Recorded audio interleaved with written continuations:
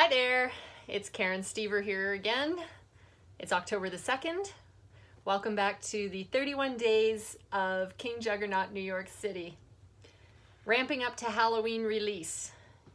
I'm doing a video every day and showing a puzzle piece that is going to expose the cover by Halloween, the book cover. And so today's puzzle piece is a horse. So before I jumped on camera, my horse, in case you didn't see him already, wanted to be on camera with me. So we had quite the discussion. And I was like, okay, if you're really quiet and you just sit off to the side, then you can be on camera. Well, of course, we had quite a debate, and this is the place that he chose. So I'm gonna just pretend he's not there. It's a little awkward. Do you want to say something to everybody? Go ahead.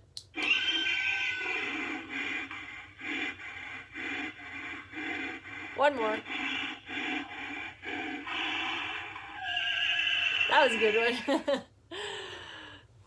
one. His face looks like this because I got one of these skeletons, and I don't know if you can see the rest of him back there. Full skeleton horse, like, well, he's a pony. The horse is actually bigger, so this is a skeleton pony.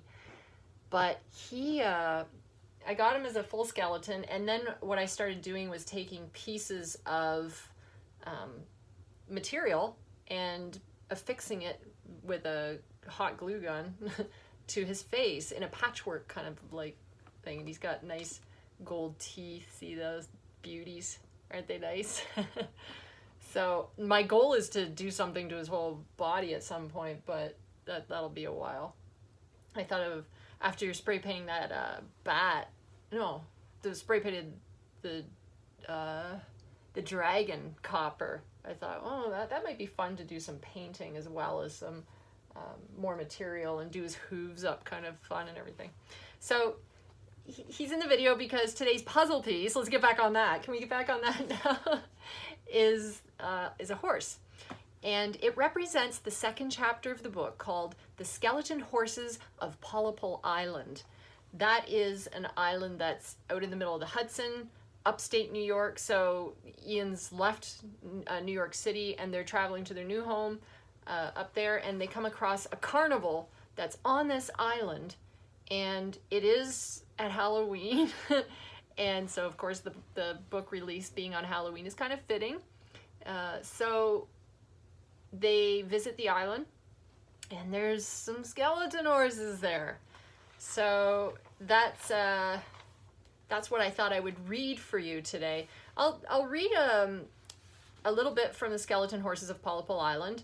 I'll give you kind of an idea of the time of year when this took place. I think I did that. Did I do that yesterday? Yeah, I think I did. So I'll read some about the horses then. That's what I'll do. Let's do this on the fly. Hold on. I'll read from page 34. Where's that? Marked it down. The carnival. Gotta bear with me. It's a big book, 400 and some odd pages. Page 34. The carnival embrace the, oh yes, okay, so I'll read a little bit about the autumn scene first, and then I'll flip a few pages forward and read about these guys, okay? So, the carnival embraced the autumn season by lining up Halloween decorations along the island. There were pumpkins and gourds with skulls planted on top, witches hanging from trees, and more strings of candy corn than you could ever eat. They even made spider webs and hung them between the trees, so you felt a bit nervous about walking off the beaten path for fear that your hair would get trapped. But Ian couldn't take his eyes off the Carousella sign. If you've seen the green video, it says Carousella and then it turns to Little War. For Ian, the letters seemed to be melting off each block, and as he read it, it said Littlewar, Little War, which is a direct translation of the word. One of the ghostly folks motioned for Ian to come through the entrance, but he didn't budge until he saw a silhouette of an elephant passing by in the distant background. So you can see why this island is going to be so fun, right? Okay, so that's that. And then I'll read you a little bit about the, where did I want to read that from? From As the Rain is what I got marked down. Oh yes, okay. So this is a little bit more about the skeleton horses, so it's a few pages in. As the rain began to come down harder, Ian turned to see the 2 horses on the carriage becoming restless and fearful. The bits were cutting into the corners of their mouths, and they backed up the wagon several feet. As they whinnied, so did the horses on the carousel, but in a creepier, broken cry. Streaks of lightning lit up the sky and exposed their skeletons. A big bang of thunder caused one of the carriage horses to leap up on its 2 back hooves. This was a problem because of being attached to the one beside it, so it caused the second one to try and detach itself. Mr. Densel was pulling down hard on the rope to get them in line, but it wasn't working well.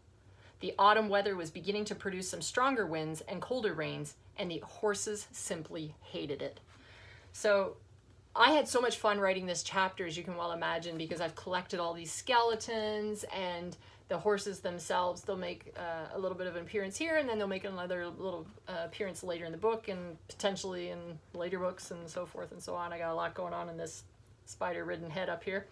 But this is another example of a boy on the spectrum having a superpower that he can't communicate. I've talked to you about this in a previous video, right? A lot of people who are on the spectrum, whether that's Asperger's, whether that's autism itself. For Ian, he's on the spectrum, but in 1939, so nobody even understands that, right? And he cannot communicate because he is muted. So he is, he sees some pretty fantastic things, and he does have this superpower, but he cannot communicate that. So I wanted to read that to you and give you a little bit of glimpse into one of my favorite chapters in the book, the 2nd chapter, The Skeleton Horses of Pollepel Island. And I hope that you guys will get a chance to order this book, and I will sign it to you, of course. The release date is Halloween, which is becoming more exciting to me as I'm going.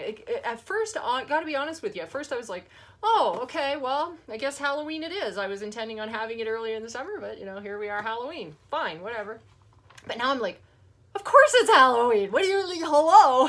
Of course, in my world, it's Halloween. So that's what the universe intended.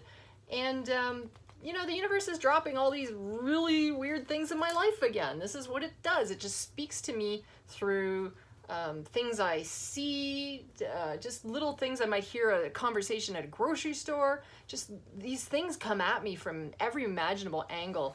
And it starts to make me wonder, you know, with this spider in my head, just, you know, what has the universe got planned for me? And it seems kind of crazy that, you know, that I would be a vessel for something really weird. I was hoping to, you know, be a vessel for like something super fantastic, but it is fantastic, but it's really, like, it's weird. Like, I'm not able to get a complete grip on what it all means yet, except that I know what it's aligning with, and what I'm starting to see, and this is kind of exciting, what I'm starting to see it align with is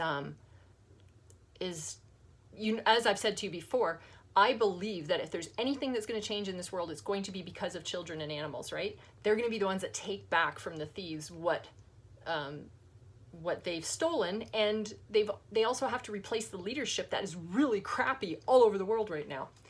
And so I've seen this alignment of my message in this book that I don't even believe is my message anymore. It's just kind of coming at me all the time. So I'm just like, okay, I'll write that down for you. I'm seeing the alignment happen there with that and the need for leadership and the elephant. But I am seeing children stepping up in the world, taking a bigger role, and, you know, having superpowers and kind of doing what adults can't do. So that's all really exciting to me, and I'm kind of watching it, but at the same time I have to be really super hyper focused on what my task is, because it's really large. It's not just this book, it's 7 of them in 7 different countries. So, you know, if I don't die before it's all done, I told Frank Greiner, one of my best friends, I told him that if anything happens to me, he has to finish this. Nice legacy. Leave you with more work. And if any of you know Frank, he does a lot of work already, and he's probably not going to appreciate. Okay, now I got to finish this off for Karen. But he is a really good writer. So if anything happens to me, just know Frank's finishing this off. Frank might not even know that yet, but he's finishing it off. So anyway, hope you grabbed the book. I will sign it to you, and I'm going to start shipping very, very soon. So the release is Halloween, and that's not too far away. Hope you will tune in with me again tomorrow while I give you another puzzle piece. Or I take a puzzle piece away so that you can see another little bit of the book cover, and I'll have that whole book cover exposed by the time Halloween hits, okay? Have a fantastic night, and I'll talk to you soon. Rock on.